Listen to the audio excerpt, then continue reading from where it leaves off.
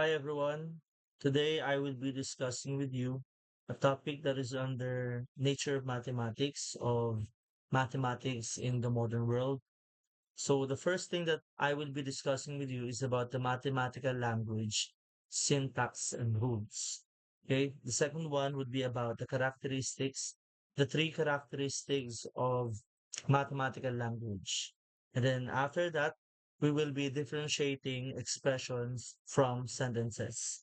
And lastly, we are going to discuss conventions in the mathematical language. So in this part, we will be translating English phrases to mathematical equation.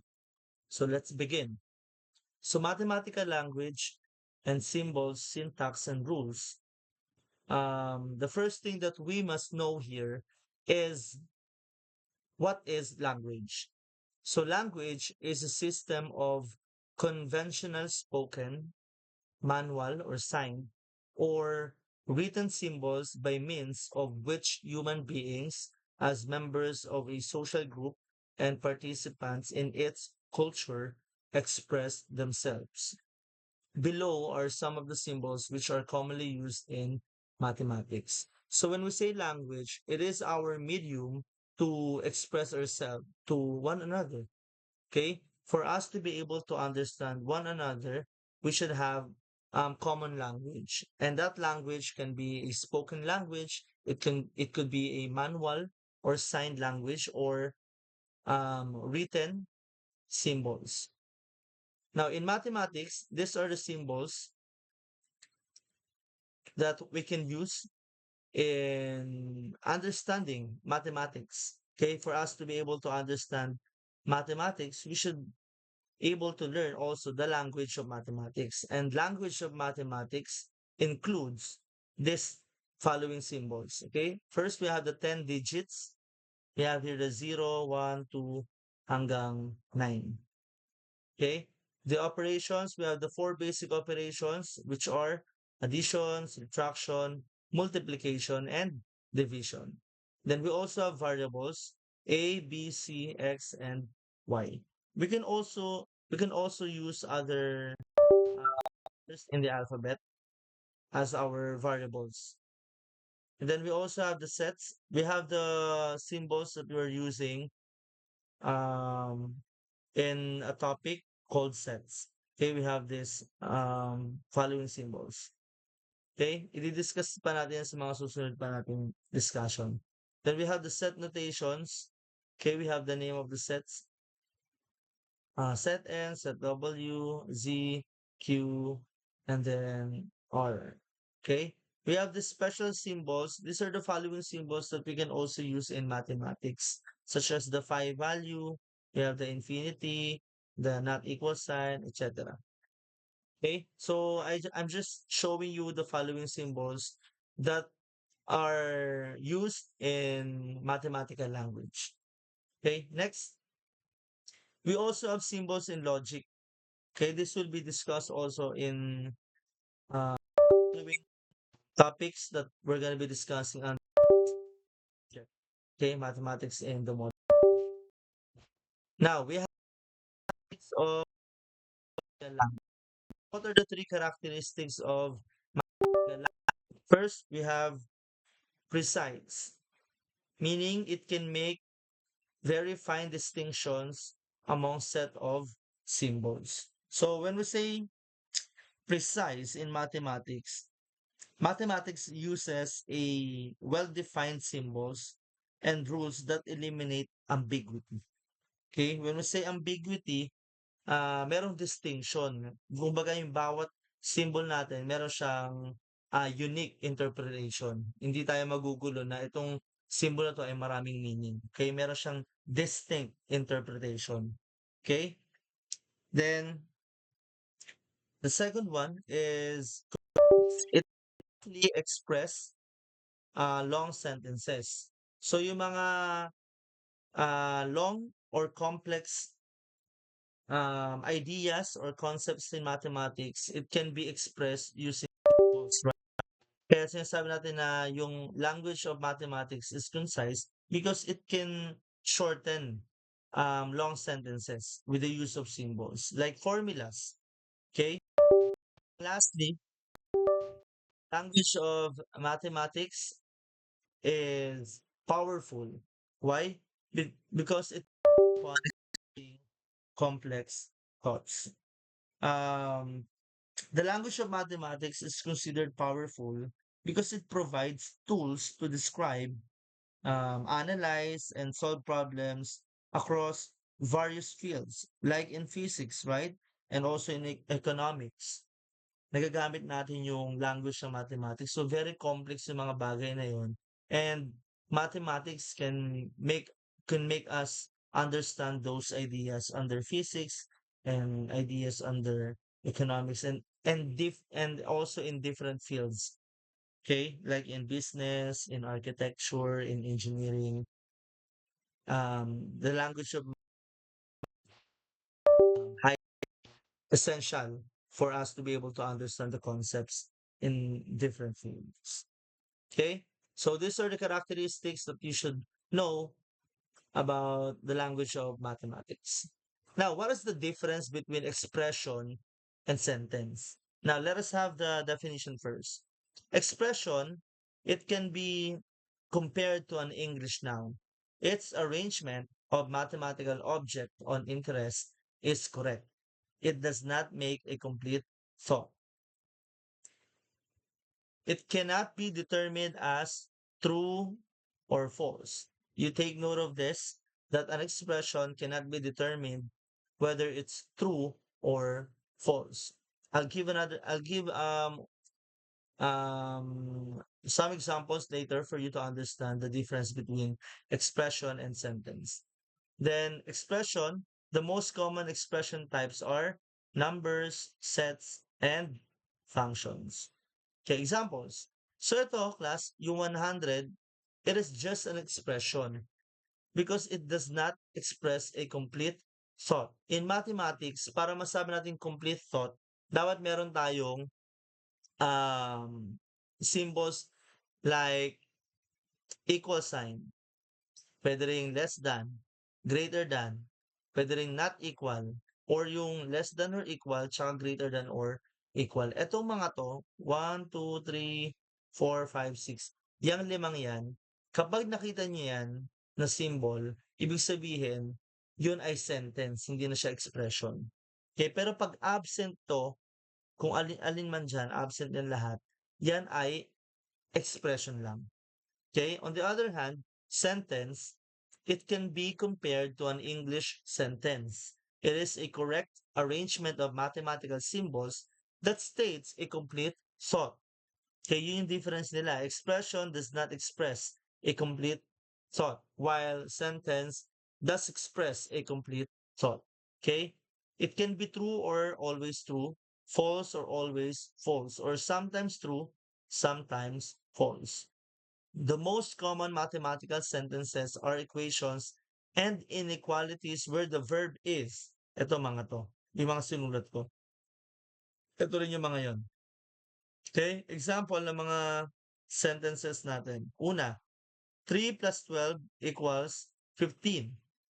Okay? Since we can answer or we can determine whether it's true or false, therefore, this statement is considered a sentence. Okay? Kasi meron tayong equal sign dito. So, maa-identify mo kung yan ba ay tama or mali. Okay? Kapag siya ay answerable by true or false, therefore, it is a sentence. Another, x equals 12. So, it is answerable true or false. Why? Kasi yung x equals 12, meron tayong symbol na equal sign, di ba? So, yan ay automatic na um, sentence kasi meron tayong symbol na equal sign. So, x equals 12 is a sentence. 3 plus 12 equals 312. As you can see, the answer here is incorrect. So, we write here false. It is a false statement. But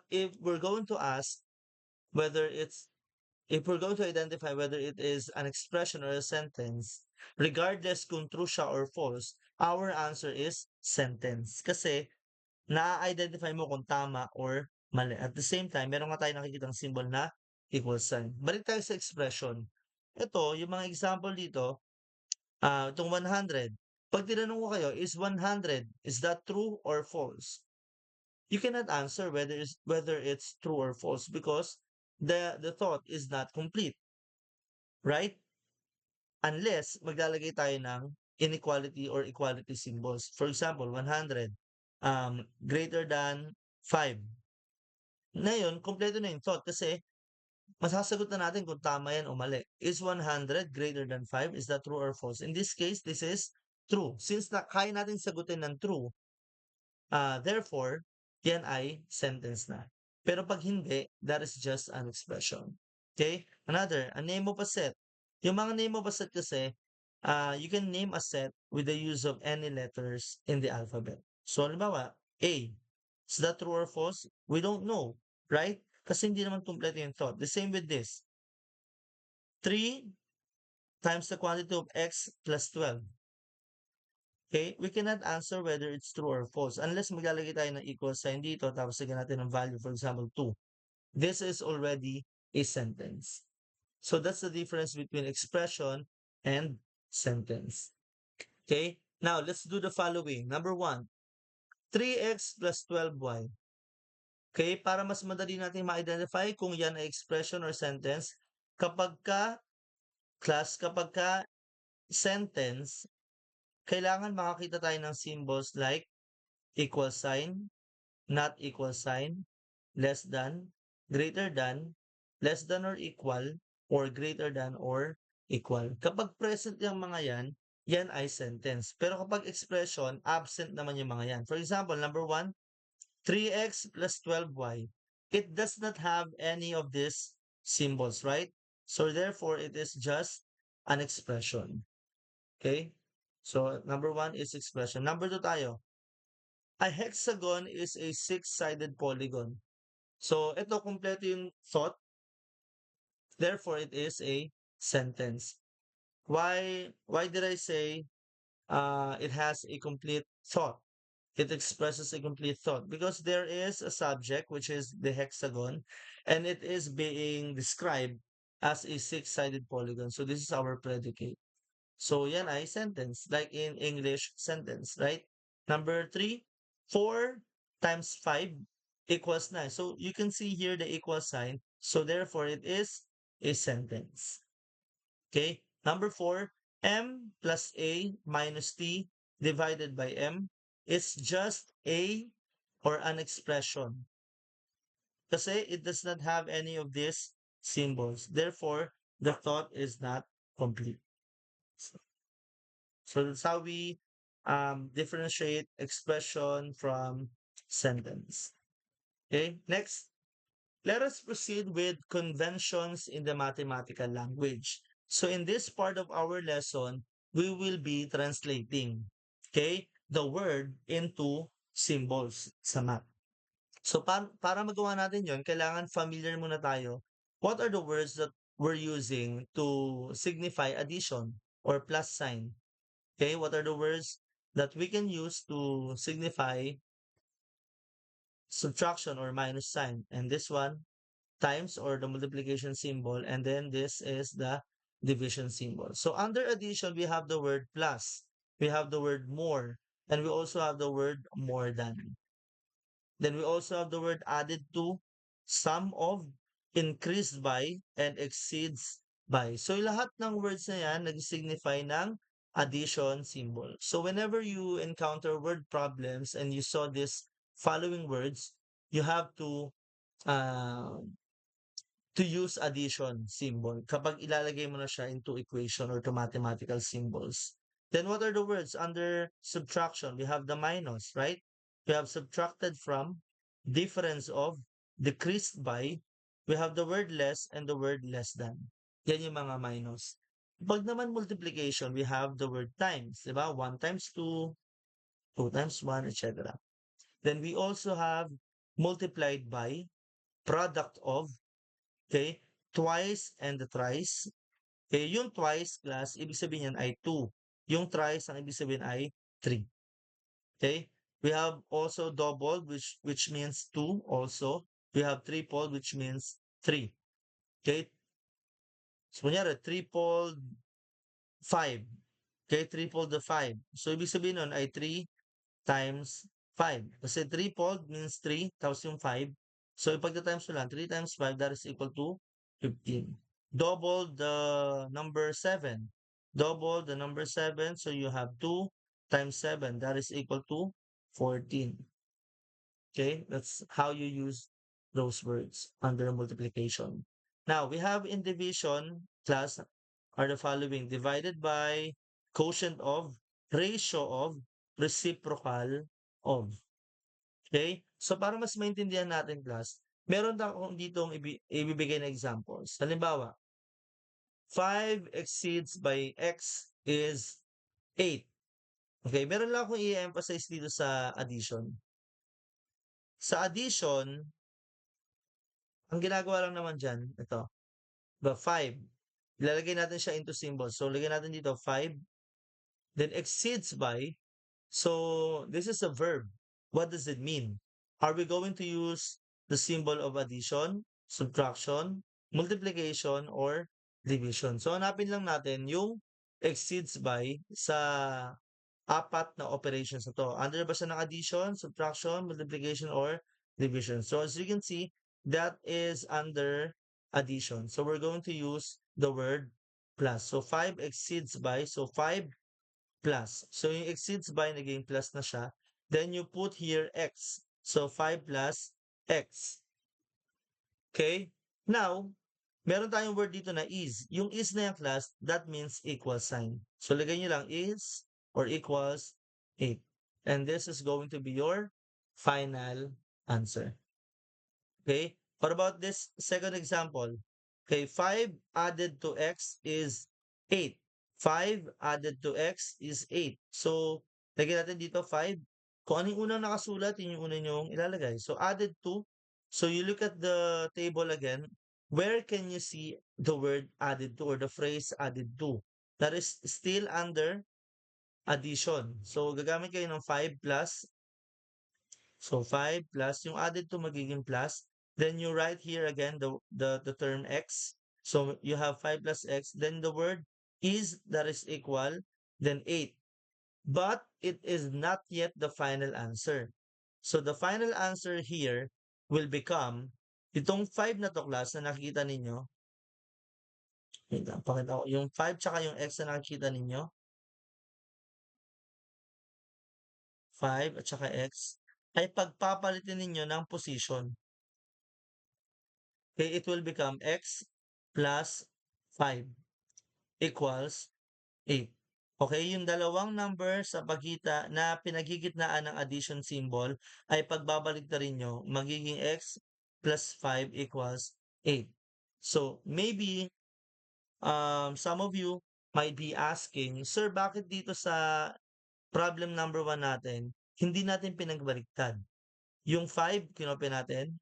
Exceeds by, naging plus. Yung x, kinopya natin. Tapos yung is, ginawang equals is 8. Tapos final answer na kaagad. It's because, class, when you try to use the word exceeds by, yung mga word na may by, exceeds by, ano ba ba yung ito, increase by, yan, yung mga phrase na may word na by, kung paano mo siya binasa, ganun mo na siya isusulat.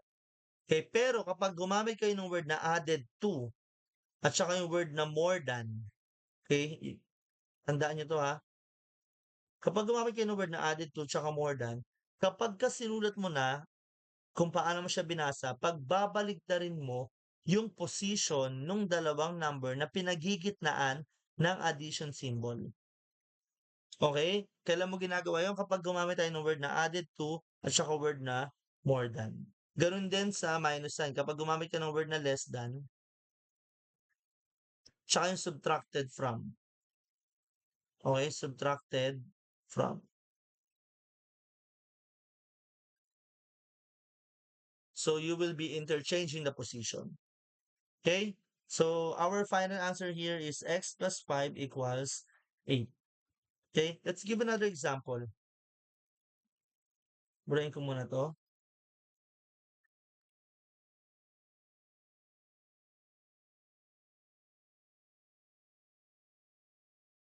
Okay, next example natin.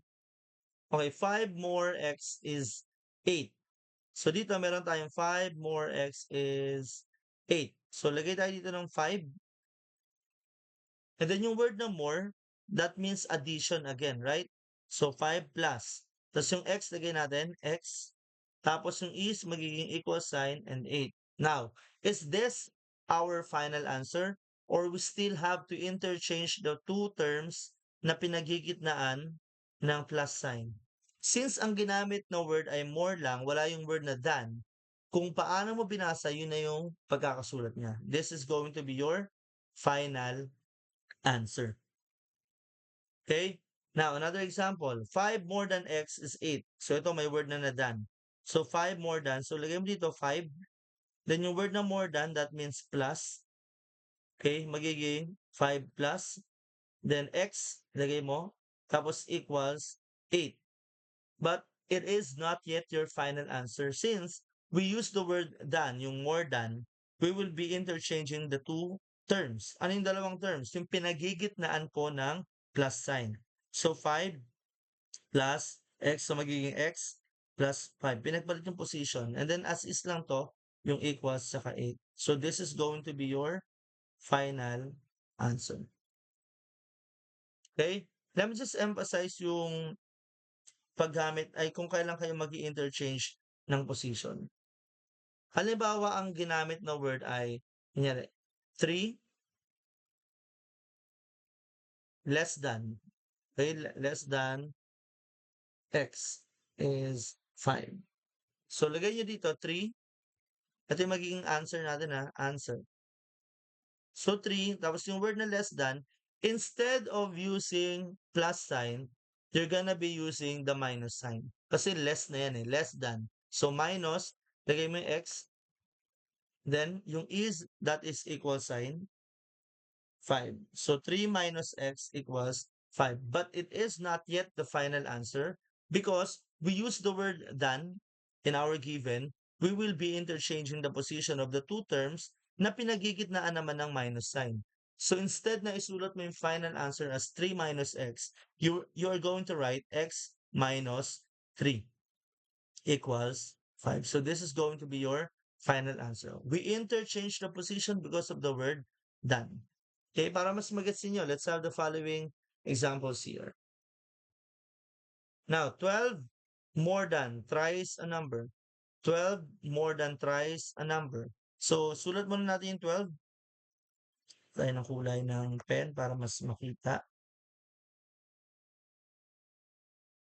Ayan, mas kita to.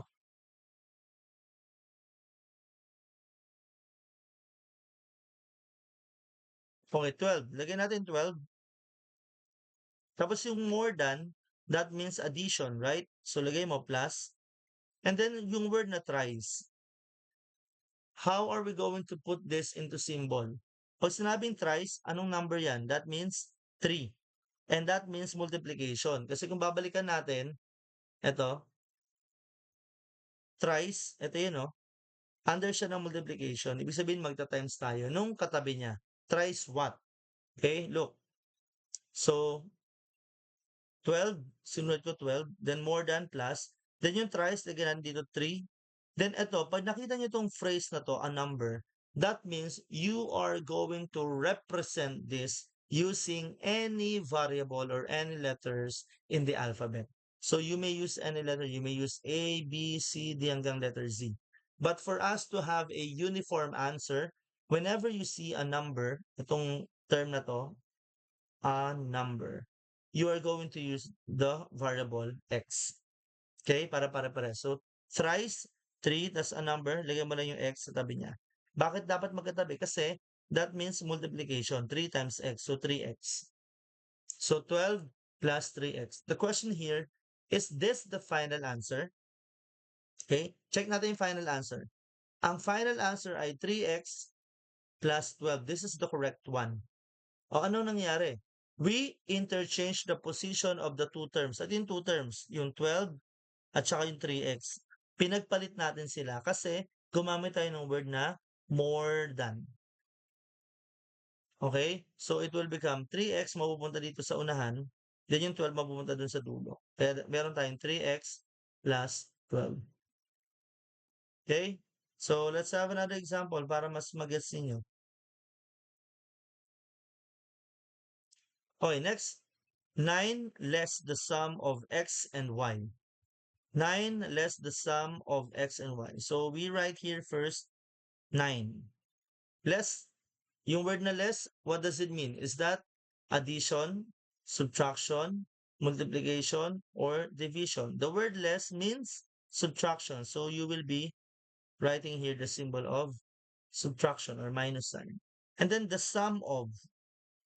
Pag sinabing the sum of class, pag nakita nyo na itong preposition na to, itong word na of, okay? Kunyari, the sum of, sulat ko para alam ninyo. Pero meron ding the difference of, difference of. Tapos the product. Pwede rin the quotient of. Puro may of. Kapag nakita niyo yung mga terms na yan, yung may mga of, gagamit po kayo ng parentheses, the grouping symbols. Okay? Kunyari, the sum of, pag sinabing the sum of, meron babanggiting dalawang terms. Ano yon? Depende kung ano yung ibibigay. Dito, sa given natin, 9 less the sum of, nakalagay dito, x and y. So, yung x and y, yung ilalagay mo sa loob ng parentheses. Pag sinabing the sum of, addition yung nasa loob. The difference of, minus yung nasa loob. The product of, yan ay times. Or, pwede mo siyang i-express gamit ang dalawang parentheses. Kunyari, the product of x and y. So, x and y. Paghiwalay mo lang sila sa parentheses. So, x times y. Okay? The quotient of, yan naman ay divide. Ang divide, pwede mo na siyang i-express using fraction. Kunyari, the quotient of x and y. So, x divided by y or pwede rin x over y. Okay? Dito, balik tayo sa given natin. 9 less the sum of x and y. So, less minus the sum of, gawa tayo ng parenthesis kasi meron tayong of what? The sum, di ba? So, lagay kayo ng plus sa gitna niyan. Tapos, lagay niyo yung dalawang terms. Ano yung dalawang terms? X and y. So, lagay mo x at saka y. So, sulat natin ulit, 9 minus the sum of x and y. Now, these are the two terms, 9 tsaka yung x plus y. Is this going to be our final answer? Or we still have to interchange the position of the two terms? Ito yung two terms, 1. Kasi to, consider to as one term kasi naka-group sila as 1. Nasa loob sila ng isang parenthesis. The question is, are we going to interchange the position of the two? Magiging ano ba siya? X plus y, parenthesis, tapos minus 9. The correct answer is no. Ito na po yung magiging final answer natin. Let me show you. 9 minus x, the quantity or the sum of x plus y. Bakit hindi tayo nag-interchange? Because we did not use the word than. Okay, or we did not use the word subtracted from or added to. Okay, or more than. Ang ginamit nandito ay word na less. Kaya we don't need to interchange the position. Okay? Now let's have the next example. Okay, the product of twice x and the square of y. So the product of, meron na naman tayong of na ginamit dito. Pag tayo ulit ng pen, di nakikita. Okay, the product of, ibig sabihin po ng product of, gagamit ka na naman ng parenthesis. Pero pag product po, special to, dalawang parenthesis ang gagamitin ninyo. Okay, dalawang pairs ng parenthesis. Okay? So ano ilalagay mo sa unang pair ng parenthesis? Basahin natin, the product of what? Twice x. Mahalaga na malaman nyo na saan yung word na end kasi yan yung nagsiseparate sa dalawang pairs ng parentheses. So yung word na end, meron ditong twice x sa kaliwa niya, tapos meron ditong the square of y. Ito yung una na ilalagay mo sa parentheses, ito yung pangalawa, the square of y. So twice x, ang twice, ibig sabihin po niyan ay 2. So may katabing x kasi ang twice ay under siya ng multiplication. Look, ang twice ay under ng multiplication. So, ibig sabihin ng twice ay 2. So, balikan natin do'n, lagay mo lang 2 plus x, twice x. Tapos sa kabila, 'di ba may word na na-end, ibig sabihin lilipat ka na sa kabilang parenthesis, the square of y. Okay? The square of y, ibig sabihin ng the square ay raised to 2. Okay, raised to 2. Ibig sabihin ng raised to 2, power of 2, exponent of 2. Okay, so lagay mo square of y, lagay mo yung y, tapos lagyan mo siya ng squared. Ang iba na ginagawa diyan ay yung iba na mali ang ginagawa ay 2y ang ginagawa nila. The square of y kasi daw ang square ay 2 tapos may y, ginawa lang 2y. That is wrong. Okay, pag sinabing the square of y, merong 2 pero as exponent ng y.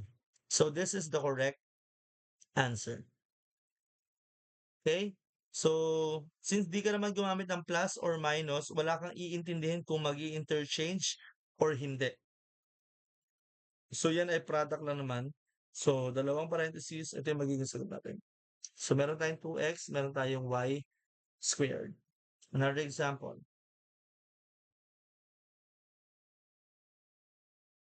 Okay, this one. Z added to 8 is 20. So, the first thing that you should write here is the word and the term Z. Okay? Lagay mo Z. Lang hindi kita.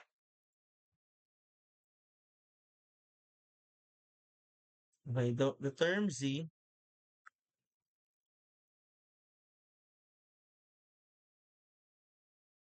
Z tas added to. The term added to meaning plus. Okay, lagay tayo ng plus.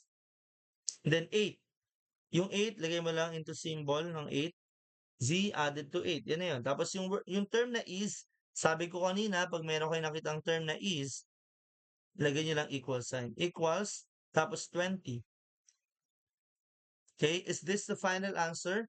Eh, since gumamit tayo ng plus sign class, ito yung, alamin mo, anong ginamit nating word para sa plus sign na yan? Yung term na ginamit ay added to. Okay, are we going to interchange the position of the two numbers na pinaghigitnaan ng plus? The answer is yes, kasi yung word na added to, yan yung sinasabi ko sa inyo na kapag gumamit ng added to, tsaka more than, added to, ito yung mga terms tsaka yung subtracted from, tsaka less than. Actually yan, yung mga terms na yan, yan yung mag interchange ng position. Kapag hindi yan ginamit, mga yan, ay as is na lang. Kung paano mo binasa, yun ang pagkakasulat. So, added to, magpalit tayo ng position. Ang pagpapalitin nyo lang, hindi nakasama yung equals 20. Yung dalawang terms lang na pinagigitnaan ng plus sign. So, magiging 8 plus z equals 20. So, that is your final answer. Okay? Okay, last example for this slide. Okay, look. Ito special naman to. Meron akong bagong ituturo. 9 is less than the sum of x and y. Okay, 9 is less than the sum of x and y. So you write here first 9. Meron tayong term na is. Okay, di ba sabi ko pag may is, gaya nito, gumagamit kayo ng equal sign. Pero kapag yung is dito, sinundan ng term na less than, tsaka greater than, or more than. Basta ito gumamit tayo ng term na is, tapos sinundan mo ng more than, or term na less than, magkatabi sila, or greater than, or lower than.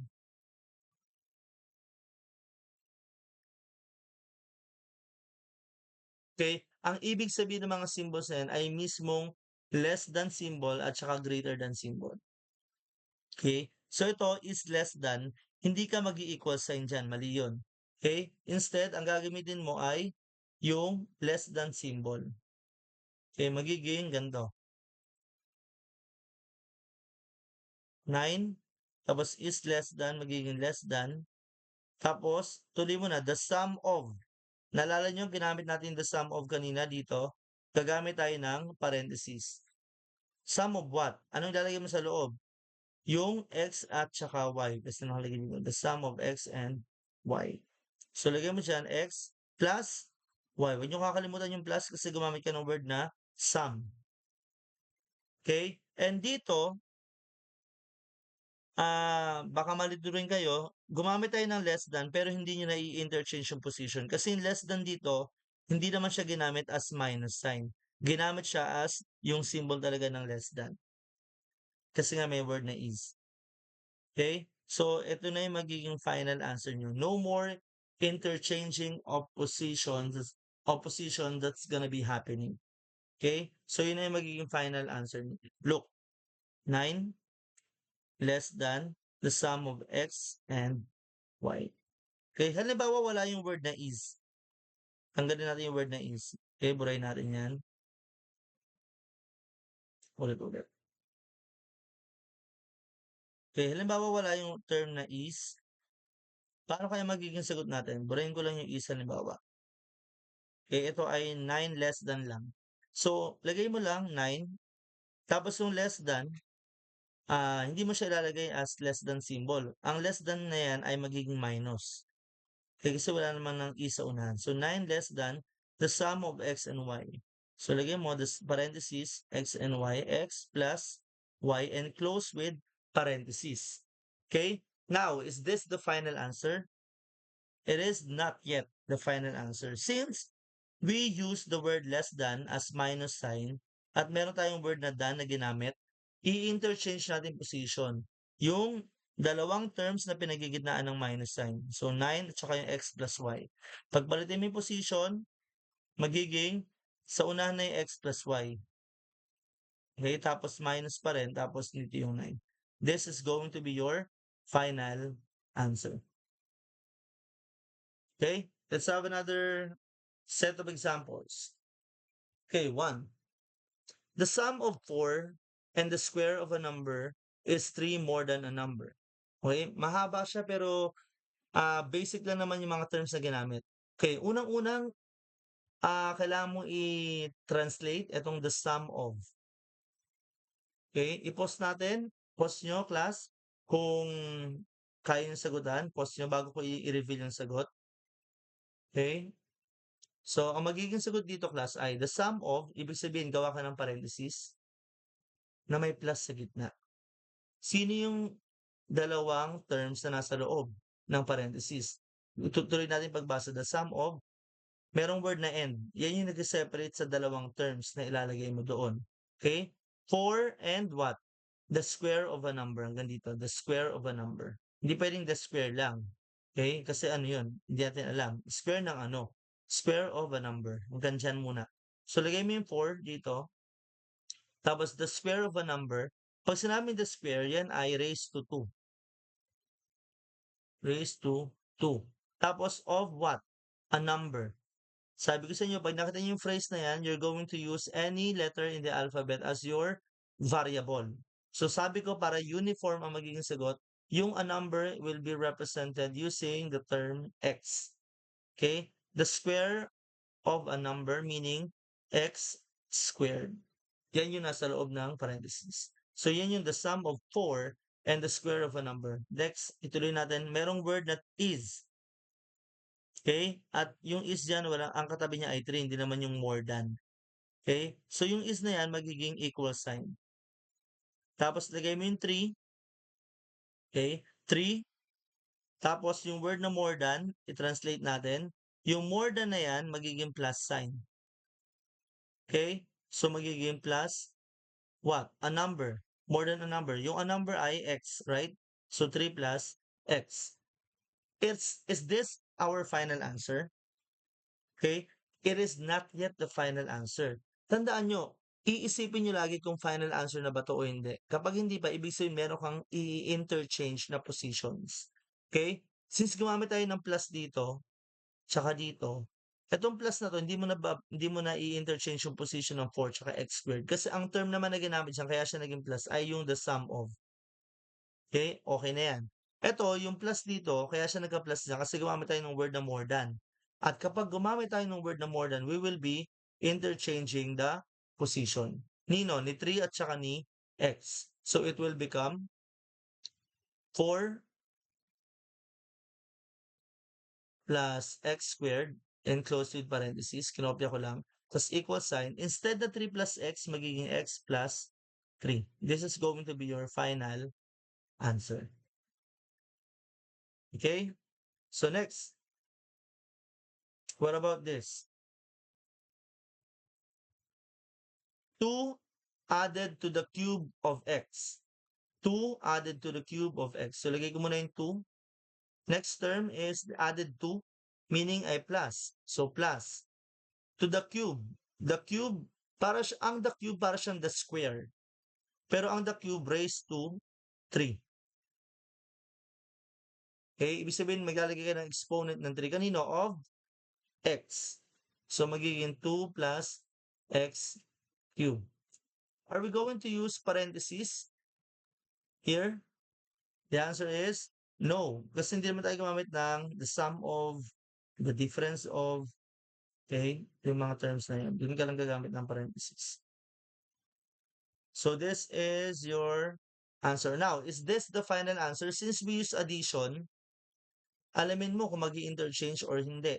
So since we use the term added to, we have to interchange the position of the two terms. Itong 2 at saka yung x cubed. So it will become, yung final answer natin ay x cubed plus 2. Okay? Next. Okay, look at this. A number less 5. A number less 5. So a number daw. A number meaning x, right? Tapos less meaning minus, tapos yung 5. So the answer is x minus 5. We use the symbol of minus sign here. So we need to ask ourselves whether it's the final answer already or not yet. So are we going to interchange? Etong minus sign, nagkaroon niya ng minus sign kasi gumamit tayo ng word na less. Since less naman yan, hindi siya less than, we don't need to interchange the position of the two terms, which are the x and the 5. So this is going to be your final answer, or x minus 5. Okay? As simple as that. Next. What about this? A number less than 5. A number less than 5. So a number pa rin, lagay mo x, then yung less than, lagay mo dyan ay minus sign, tapos 5. So x minus 5. Is this the final answer? Or do we still need to interchange the position? So, saan ba nanggaling yung minus sign? From the term or from the phrase less than? So, since may word na than, we're going to interchange the position of the two terms, which are x and 5. So, it will become 5 minus x. This is going to be your final answer. Okay? Next one. What about this? A number is less than 5. So may less than na naman. Pero this time, merong word na is. So a number muna tayo. A number meaning x. So a number, x yan. Yung is, hindi mo siya i-interpret na equal sign kasi meron siyang katabing less than. So is less than. So gagamit ka ng mismong symbol na less than. Okay? Is less than. Tapos, lagay mo yung 5. So x is less than 5. Do we need to interchange the position of the two? The answer is no. Just because we use here or you saw here less than doesn't mean na mag-i-interchange ka kaagad ng position. Kasi yung less than dito, hindi naman siya ginamit as minus sign. So, no need to interchange the position. Ginamit siya as less than. Kaya this is going to be your final answer. Eh, paano pag nakakita ko dito, a number, dagdagan lang natin, is less than or equal, minsan may ganito or equal to 5. So, ano magiging sagot? A number meaning x is, tas may katabing less than meaning less than symbol. Tapos may or equal, hindi ka ilalagay dito ng equal sign. Okay? Ang ilalagay mo na symbol ng or equal ay dito. Lagay ka ng line dyan. So, burayin natin yung equal sign.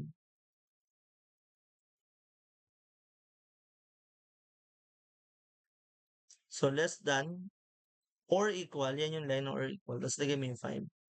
And this is your final answer. Tandaan nyo na pag may word na or equal, ilalagay mo lang siya sa ilalim ng less than. Pag naman is more than or equal, ito yung symbol. Is more than, ganito yung symbol ng more than. Tapos lagay mo lang or equal sa ilalim. So that's the symbol. Okay? Next. Okay, last one. The product of 7 and the sum of a number and square of y. Okay, medyo mahaba. Okay, simulan natin. The product of. Ang sabi ko kanina, pag gumamit kayo ng the product of, gagamit kayo ng two pairs of parentheses. Okay, ito yung first pair, ito yung second pair. Ano ilalagay mo sa first pair? Hanapin mo yung word na end. Ito yung word na end, yan yung nagsiseparate. Okay, ito yung unang end, diba? So, ito yung unang ilalagay mo sa pair ng parentheses. So, 7. Meaning ng end, lipat ka na daw sa kabilang parentheses. Ang ilalagay mo dyan, yung mga kasunod, ito lahat. Okay? The sum of. The sum of. So, ilalagay mo dito, the sum of. So, pag sinabi the sum of, lagay ka ng parentheses. Eh, since may parentheses na dito, you don't need to put another parentheses. Okay? The sum of, nino, a number, meaning x. So, lagay mo dito x. Since sum yan, gagamit yan ng word na plus. So, plus, anong na symbol na plus. The sum of, so, x plus, and yung kabila, lalagay mo dyan ay the square of y. The square, meaning raised to power of 2. Tapos may y. Raise square of y, meaning y raised to 2. Okay? And this is the final answer. So, i-rewrite lang natin. Unang parenthesis, 7. Tapos yung term na end, meaning kabilang parenthesis ka na. The sum of, ibig sabihin gagamit ka ng plus. Sino yung pagpa-plus mo sa loob ng parenthesis na to? Sabi, see a number, that means x. Tapos, and the square of y. Square of y meaning plus y squared. This is the final answer. So, that's it. That's all about mathematical language.